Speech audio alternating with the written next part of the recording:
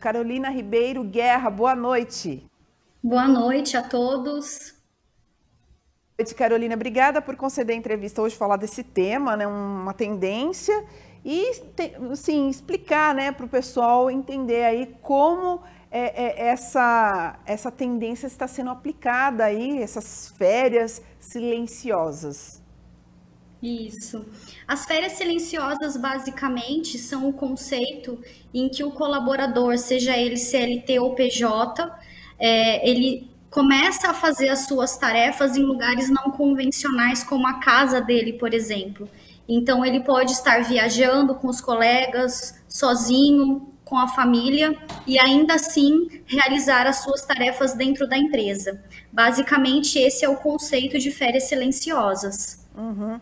Então, assim, tanto quem é PJ, né, quem é pessoa jurídica, uma pessoa que tem MEI, ou a pessoa que é CLT, ela pode trabalhar nesse formato. Mas como que haverá esse controle, né? Como que o dono da empresa, enfim, vai ter esse controle sabendo que realmente o funcionário ele pode estar mesmo num outro lugar executando os trabalhos? É muito complicado, né, para a empresa ela conseguir controlar essa localização do colaborador, tá? Quando a gente fala de um contrato PJ ou de um contrato CLT, a gente tem modalidades de trabalho. E aí que depois da pandemia isso se tornou aí mais comum. Então a gente tem a possibilidade, por exemplo, do contrato remoto, onde o colaborador ele não vai para a empresa praticamente nunca no presencial. E nesses casos é ainda mais difícil de você se ter esse controle. Vai realmente da empresa de trazer ferramentas e métodos para que a liderança consiga enxergar de forma prática e objetiva qual é o resultado que aquele colaborador está trazendo para a empresa. No caso de formatos aí híbridos ou presenciais, isso é mais fácil, porque o colaborador dificilmente vai conseguir se ausentar nas férias silenciosas sem que o gestor fique sabendo. E essa é uma característica das férias silenciosas. A pessoa não avisa a empresa que ela tirou essas férias, tá? Então, isso é mais comum de acontecer nos contratos que são de forma remota. Entendi. Agora, é realmente bem delicado. Quais são as implicações que isso pode gerar para o funcionário? Bom, quando a gente fala de implicações, a gente tem dois âmbitos, né? Vamos falar primeiro aí das implicações para o colaborador no sentido dele não conseguir realizar as entregas dele na empresa. Então, quando a gente vai viajar de qualquer forma, seja sozinho, com colegas, com a família, a gente sabe que dificilmente a gente vai conseguir ficar em algum lugar trabalhando. Então, as implicações para esse colaborador seria a falta de engajamento, a baixa da produtividade, ou seja, a não entrega daquilo que foi combinado com a empresa. Essa é uma implicação. A gente também pode entrar na questão jurídica, tá? Então, quando a gente fala de implicações jurídicas, a gente está falando aí de sanções que podem vir a acontecer com esse colaborador. Então, se ele for PJ, basicamente a sanção, que daí é pelo direito civil, né, e não pelo trabalhista, é a implicação de cessar o contrato. Você não está me entregando, então a gente finaliza o nosso contrato por aqui. Com o colaborador que ele é registrado e é pelo CLT, a gente tem outras possibilidades. Possibilidades aí de advertir o colaborador, de realizar um feedback de acompanhamento para que aquilo não ocorra mais. Então, existem outras possibilidades, tá? Então, nesses dois âmbitos de implicações, a gente tem essas possibilidades. Então, isso seriam aplicações de sanções punitivas, vamos dizer assim, né, Carolina? Isso. Certo. Isso mesmo, punitivas. Punitivas. Agora, como que a legislação trabalhista trata esse tipo de situação? Bom, a nossa legislação trabalhista, ela traz o básico para que a gente tenha aí ferramentas de trabalho no dia a dia, né? Então, como eu comentei, na trabalhista a gente vai lidar quando forem os contratos CLT. Quando forem contratos PJ, a gente tem que seguir pelo direito civil, porque eles não são funcionários da empresa, né? Eles são prestadores de serviço. Então, são essas duas situações, tá? Na nossa legislação, não tem nada muito específico sobre isso, porque é uma situação muito nova. Então, realmente, cabe à empresa de entender quais são as regras internas que ela tem e como ela vai trabalhar com isso a partir daquele momento. Certo. Bom, Carolina, né, pela sua experiência e larga vivência aí na área de recursos humanos, você diria que esta característica geracional, ela tende a forçar as empresas a uma quebra de paradigmas?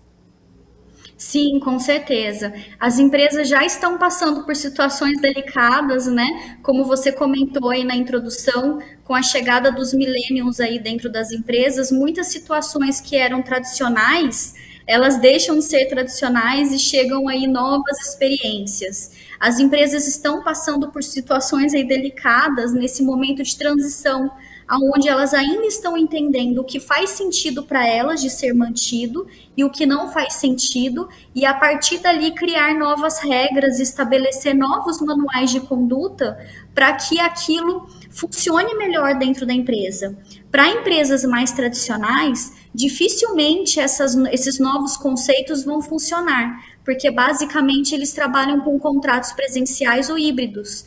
No caso de empresas como startups, empresas de tecnologia, que já tem essa galerinha de millennials aí como a maioria, é muito fácil trazer esses novos conceitos. Vai da empresa de garantir para o líder que ele tenha métodos e ferramentas para ajudar no dia a dia, para controlar aí as atividades e tarefas desses colaboradores. Uhum.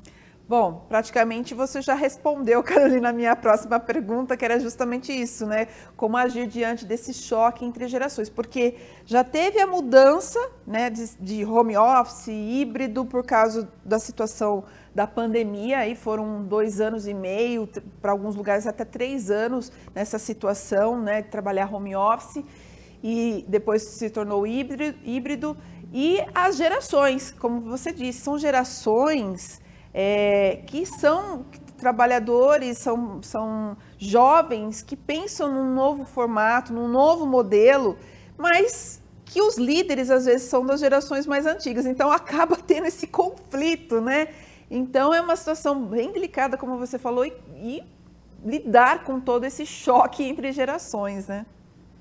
Sem dúvida. Não é fácil lidar com esse choque de gerações. É importante que a empresa visualize dentro do time dela quem são as pessoas que têm mais maturidade para serem multiplicadores dessas novas ferramentas e novos conceitos, e também trabalhar com esses líderes para que eles entendam que essa geração nova é a geração que vai ser de colaboradores deles, então não tem como fugir dessas novidades.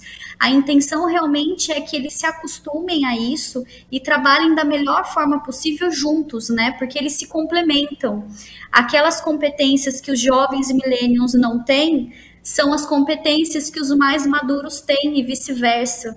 Então é um trabalho de aprender juntos a como entregar o melhor para a empresa e também para as nossas vidas, né? É um equilíbrio. Uhum, encontrar esse equilíbrio realmente para que se torne produtivo o ambiente de trabalho e que também, né, o próprio colaborador seja produtivo, enfim, e que vice-versa seja positivo para ambos os lados. Bom, fica aqui um minutinho final para suas considerações. Carolina, queria já agradecer pela oportunidade de falar de um tema realmente a tendência, um assunto bastante delicado, mas que realmente as empresas hoje têm que estar aberta para esses novos formatos, para que realmente consiga ter aí uma equipe de trabalho, né? Então, queria que você falasse, assim, encerrasse aí com as suas considerações finais. Legal. É importante que a gente olhe para dentro das nossas empresas e entenda que essa geração nova que está vindo, elas não vivem para trabalhar, elas trabalham para viver. Então, elas buscam muito a qualidade de vida que nós não buscávamos.